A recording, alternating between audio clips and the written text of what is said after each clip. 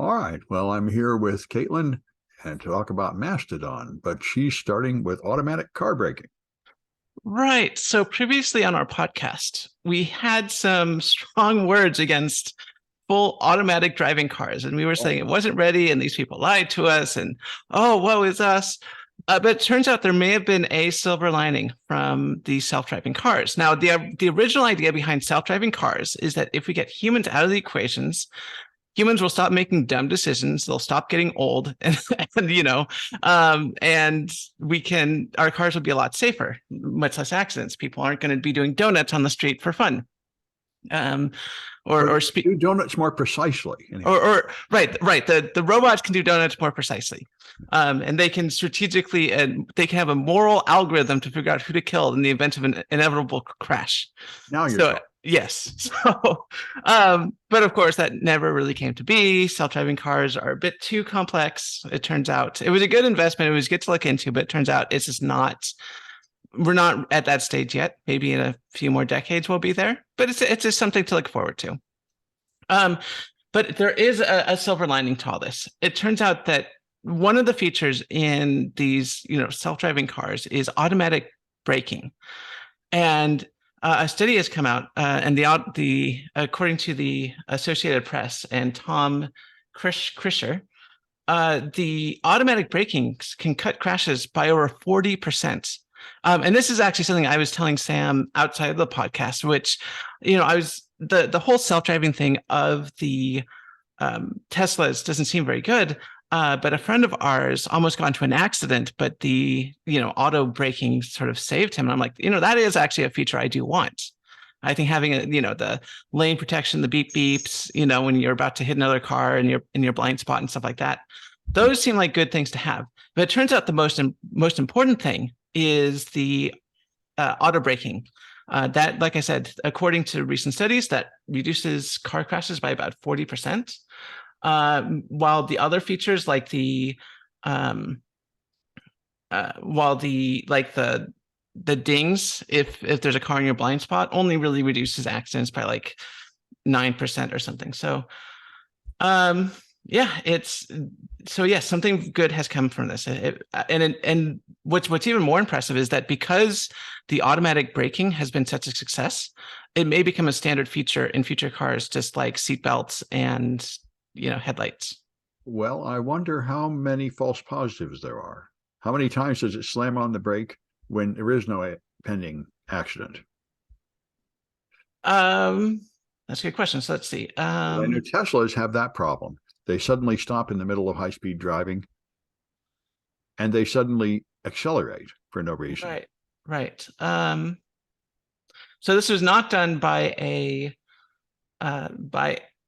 like a Tesla, plant. The study was done by the Partnership for Analytics, Research, and Traffic Safety. And it compiled data on 13 million police reported crashes. So it was only looking at crashes. Yeah. And it looked at collision warning and emergency braking. Well, in that case, they won't have any false positives. They're looking at real crashes. Yeah. So they're not looking at false positives. But if every car is automatic braking, and there is a false positive on one of the cars, all the other cars will brake behind that car anyway. So. Well, it actually would cause a crash. It would cause a rear ending. But anyway, all right. So, but the car behind them would also brake automatically because they would also have the auto braking system. Unless it didn't work very well. And unless it was like a semi truck and can't brake in time, or unless the automatic braking just doesn't work very well. And of course, in the foreseeable future, only some of the cars will have it and some of them won't. But that's why I was saying that it does look like this is going to get rolled out to all future cars. There's going to be a push to get this a standard feature. Well, I hope it works. Yep. Well, anyway, so crypto, as you know, the crypto world is thrown into great turmoil as the failure of FTX echoes. And a problem apparently not related to FTX is that Crypto.com, which I think is the one advertised by Matt Damon famously, just accidentally sent $400 million to the wrong address. And it was another crypto exchange, and they sent most of it back minus like 5 or 10%. Aha! The mysterious cat has emerged. Good. And cat has become very friendly. Yeah, no, she's a feral. So for people that don't know at home, this cat is a feral cat. She's been in my house for about 2 weeks now. Before she was living on the street. She's still not okay with most people, but she has learned that I give her pets and food. So That's the most important thing for her to learn. yes. So anyway, they're saying, oh, there's nothing to see here, nothing to worry about. But in a legitimate financial institution, sending $400 million to the wrong person would be considered a serious flaw. And by the way, they didn't appear to return all of it, but only like 90% of it. So I'm just horrified at the cryptocurrency space from the viewpoint of legitimate finance. They just don't seem to have the least idea what they're doing. Their software is crap. Their controls are crap. They're just throwing money around like it was garbage. Anyway, so let's hear about this space plane. Yeah, so New Scientist has an article written by Matthew Sparks. So this space plane is called the X-37B, and it's sort of a secret-ish space plane. You can't really be that secret when you're launching stuff into space, but it's in or low Earth orbit. What is a space plane? Do you remember the space shuttle? Yeah. The same idea, where it can go into space, go into orbit, and then glide back to a runway. The space shuttle, did it take off from the ground or did it have to get launched on something else? All these get launched on rockets. Okay. Yeah, so they launch on rockets, but then they can glide onto a runway. Okay, so they can land by themselves. Right. So you can't just like launch a space plane, single. So what you're talking about is a single stage to orbit aircraft that does not exist yet. That is the holy grail of aerospace at the moment. Like if we could do that, that would revolutionize stuff. We just get the rockets out of the equation, just have a plane that can go into space, come back, and then be reused. That would literally revolutionize all travel throughout the entire world. But we don't have that yet. This is just it goes on the back, it goes on a rocket, gets shot into space, and then can land on a runway. But SpaceX has rockets that can just be reused. Kind of. So the thing about rockets is that, please don't attack me, Kat. The thing about SpaceX rockets and those reusable rockets is that they can be used, but they basically have to be refurbished before every launch. So it's not like an airplane which can land, get refueled, get a check over by the maintenance crew, and then go up, an hour or two later. They actually have to, like a lot of the times, like rocket engines will have like ablative shielding on the inside of the engine that would have to be like completely replaced, and they have to do a complete like inspection of the rocket. And there's just so many weird things about rockets. Like everything just basically has to be perfect. And like one of the big issues with like rocket manufacturing is you have to remember that not everything with constant diameter is a circle. Not everything with a constant diameter is a perfect circle, which is very hard. No, I think I've seen some like eye-shaped things like that. Yeah, exactly. And so like, they try to make, the rockets being very cylindrical. So you can't just like measure the circumference and just assume that, okay, now it's a perfect, cylinder. You actually have to do like all these tests. I mean, it's a big thing. If we could have something that just goes into orbit, comes down, goes back up, that would be fantastic. Anyway, this is a huge tangent, but like I said, it's the holy grail of aerospace at the moment. If some kid out there wants to get into aerospace, definitely do a bunch of research, make your name famous by getting a single stage to orbit space plane. That would be amazing. Anyway, so this space plane that we're talking about is the X-37B. That was shot up on a rocket. It has no crew. Notice there's no windows on the front. This is by the Space Force. And what makes this interesting is it landed a few days ago, but it was in orbit for 2 years doing God knows what. There's a quote by the Russians. Let me see if I can't find it. There's speculation that this is from the article. There's speculation that the X-37B has a military as well as scientific purpose, just as the space shuttle before it did. The then head of Russia's space agency, Roscosmos, Dmitry Rogozin, said in an interview earlier this year that the craft could be, quote, a courier of some kind of reconnaissance apparatus and a courier of weapons of mass destruction. So that's kind of awesome. Russians are claiming this little space shuttle that's landing on U.S.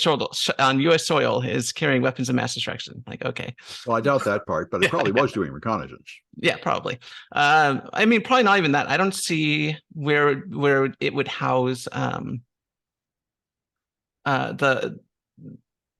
the payload for doing that. You need obviously like lenses and stuff like. Anyway, but it was probably just doing scientific research as well as doing studies on the spacecraft itself. But it was in orbit for 2 years. So this is the longest a space plane has ever been in orbit. So it was in orbit for like 2 years, continually flying around the Earth, and then it landed, which is also probably a world record for just airplanes in general. I don't think an airplane has ever took off and landed 2 years later. So there are some that stay up forever and just refueled in flight, but I don't know how long they've gone. I don't think that they go for like 2 years. Yeah. All right. And so I've been watching with horror as America and China get more and more hostile, and apparently both sides are beginning to get fed up with this. China's there's 2 Washington Post articles. One said China wants to mend ties with the U.S., but they see the U.S. as the origin of the hostility and need the U.S. to like make a motion first. And it seems like Biden did that when he just went and met Xi Jinping at this summit, or at the G20. And so he says there's going to be no new Cold War with China, which would be great because it seems to me like we're very much getting into it with all these technology bans in banning technology going out to China and coming in from China.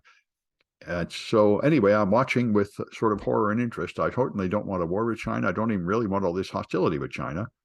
But it's important to follow. And all right, now let's go back to you. You've got Australia banning ransomware payments. Right. We talked about this a little bit in previous podcasts about ransomware and whether or not people should pay the ransom. And it's a bit like the prisoner's dilemma, right? So, by the way, this article is on the record by Recorded Future, and it was written by Alexander Martin. So the prisoner's dilemma goes something like this. You have 2 prisoners, and they can rat each other out. If one rats the other out, they go scot-free, and the other one goes to jail full-time. If they both rat each other out, they both get like half sentences. And if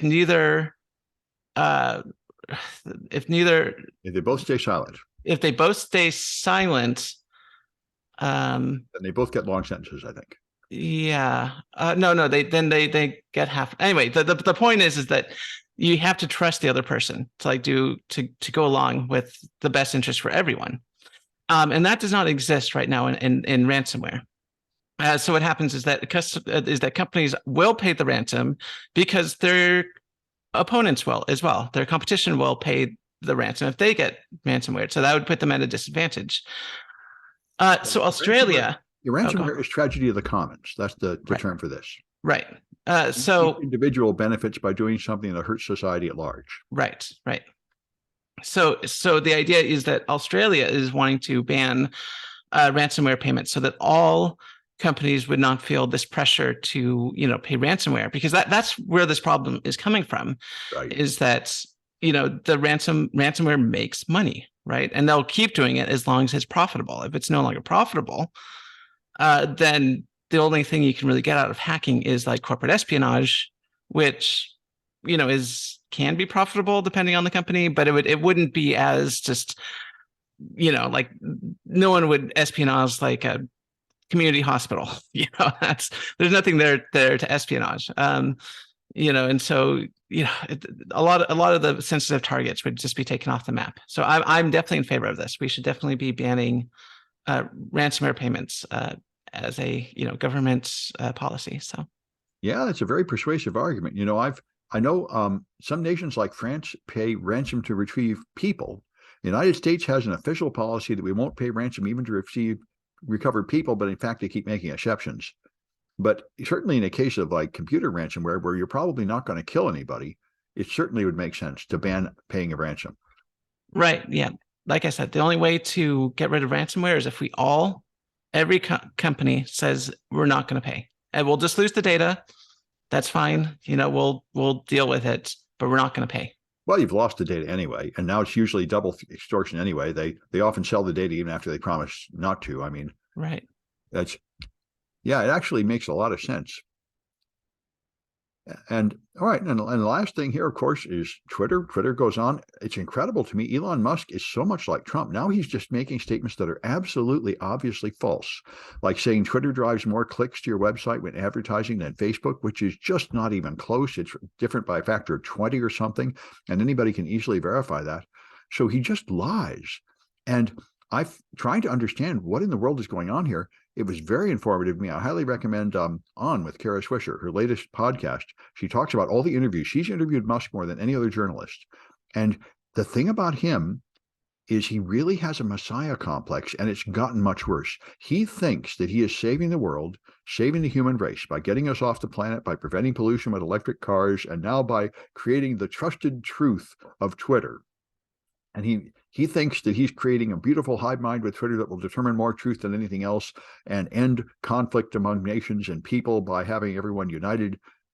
And he thinks that this sacred mission justifies abusing everybody, like firing people on a moment's notice by tweet, changing the rules, and everybody issuing outrageous edicts, making completely false statements about the technical platform of Twitter, and firing anybody that dares to contradict him. And it's amazing. I heard an interview from years ago with Kara where she asked him, what about these statements you made that don't seem to be true? And he said, I'm more dedicated to the truth than anybody because I'm an engineer. If you do something wrong in a spaceship, it will blow up. So I always make sure what I'm saying is true. And that is so obviously not true, not anymore. So he really has turned into a supervillain. I mean, he's completely unaware of what a madman he is and how much he lies. He just thinks everybody should go along with it, just like Trump. Trump just lies and expects everybody to enter his fantasy world. And anyway, so now he's pick and fight with Washington regulators that are regulating him. And apparently the European regulators are also mad at what he's done to Twitter. And so we'll see what happens. But anyway, many people are fleeing Twitter. I was trying not to, but I'm having to admit it doesn't look like he's completely destroying Twitter. And so they made an Infosec Mastodon, Infosec.exchange, which is very good. And the thing about it is it's not the same as Twitter. Like a frog in boiling water, Twitter has gradually changed from a small community of highly technical nerds to just the open forum of everybody. And Infosec Mastodon is just information security people. So it's a small community of interest. It's sort of like just a group DM among technical people. And so it doesn't replace Twitter, but it is actually very valuable. That's where you go for like technical information and to talk to the kind of people that go to DEF CON and security conferences and organize these conferences and such. So it's a specialized technical news source. And Twitter remains sort of like reading the ordinary newspaper to get just general open source news. And that, so I think I resisted it, but I've gone over there and it's pretty nice. And I think that everybody serious about information security should probably go to the Infosec Mastodon. So that's what I wanted to say. I have not even signed up for Mastodon yet, but I agree with that statement 120%.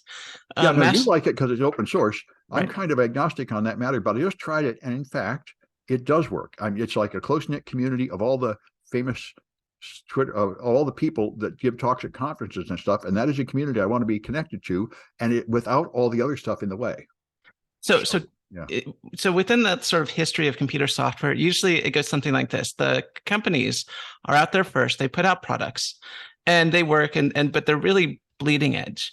And then the open source products come along and they mature. And then just everyone switches to the open source products because they end up just being better designed in the long run. Usually. Well, in this case, it's yeah. totally happening because Elon Musk is completely insane and burning down Twitter like with a blowtorch. Right. And yeah, so social media, of course, has been maturing for decades now, and it's getting to the point where we really should be moving to more of an open platform rather than relying on these, private companies to sort of drive, these essential services. Yeah, well, I'm observing the consequences of having oligarchs, and I have increasing sympathy for China, where they absolutely crushed their oligarchs in making, like Jack Ma. They said, nope, we're not going to let you have public IPOs. We're not going to have billionaires over here just rampaging around like superheroes changing the world. We're not going to let one individual get that powerful. And I have some sympathy with that position. It hasn't exactly appeared to benefit us to let a few individuals become as powerful as whole governments. Yeah, I mean, like I know Bill Gates isn't exactly a saint, but usually when these oligarchs get, messiah complexes, they go off and do at least something decent, like, fund malaria research Well, and stuff like that. But Musk is just absolutely out there. well, but of course he did some good things. Tesla made these electric cars pretty good, and the SpaceX is pretty good. So he has done some good things. But it is just we are just a toy in the hands of a toddler. He will just throw a tantrum and ruin a bunch of people's lives just for fun, and then do something good. It's not like it's 100% bad, but it is. I would like to think that something like a government could be more wise in administering power than this is the way it used to be. You'd have these spoiled child kings in medieval Europe that would just do crazy things, start a war because they like to see the pretty soldiers march around and things like that. Yeah, well, I mean, this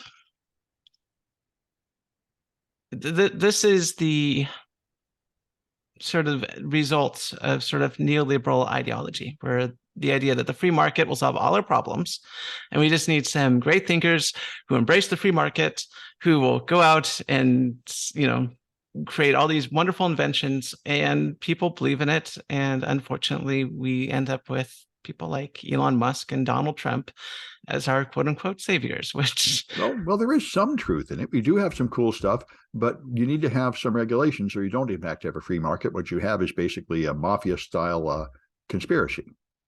right. So I do want to make a point. I want to make a point that I'm not necessarily against the free market. What I'm rallying, what I'm saying is that the ideology of neoliberalism has been a bit of a failure. The free market will not solve all our problems. Neither will a giant fascist government. You really need to have checks and balances on all your systems. That I think is what we really need. We really need to avoid going to any extreme. And that's why I'm very glad about the last election, where it appears that the Republicans have finally soured on just having a military dictatorship, which is where they were headed, and decided that we ought to move back towards actually having elections and paying attention to them. Hopefully that sticks. The next election will be the big one, but it's beginning to look like they've dumped Trump. And it's amazing to me, the people that ran on denying elections, when they lost elections, they just conceded, showing that they didn't mean it at all. They didn't believe it at all. They were just lying to get the position. And when they fail in the election, they concede, except Kerry Lake. But still, I think that's good, because that was what was really going to destroy America, is if they're all going to just send angry mobs to take power by force when they lose elections. And Trump wants to do that, but it looks like none of the other Republicans have the guts to do that, except possibly Kerry Lake.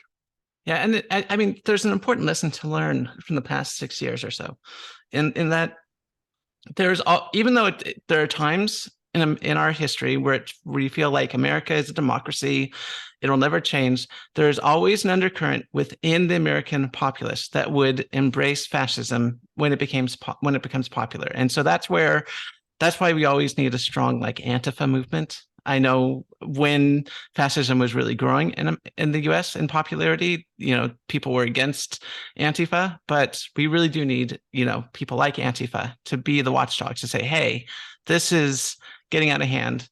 We need to raise the red flag. And Antifa really were the heroes, the unsung heroes in the past 6 years. So. Well, and I think if you look at history at all, you get over this ridiculous illusion that anything is that stable about America. We're constantly struggling. We have huge movements. Rachel Maddow's putting out this podcast about the movements in the 40s to violently overthrow the government. And we had the Civil War before that. It's not like we have a stable system. It's like it keeps collapsing. I mean, people keep rushing in and holding it up again. Right. Oh, I mean, there are tons of people that would love to see civil war still. But I'm not talking about necessarily civil war. I'm talking about just fascism in general, getting rid of democracy, installing the person you want in power permanently. I mean, just stuff like that. There's always, and bigotry too. There's always that undercurrent. And even if we pretend we've solved the problem in the 1960s, now everyone's equal, that's not the case. There's always that small percentage of people, and once in a while it's possible for them to gain a popular following, and you just have to be always alert to the fact that freedom isn't free, and part of the price we pay for democracy and freedom is vigilance. So Yes. Yeah. So we have to constantly prop up the system at the weak spots. yes, All right. Well, that's it for this one, and we'll be back on Friday. sounds good.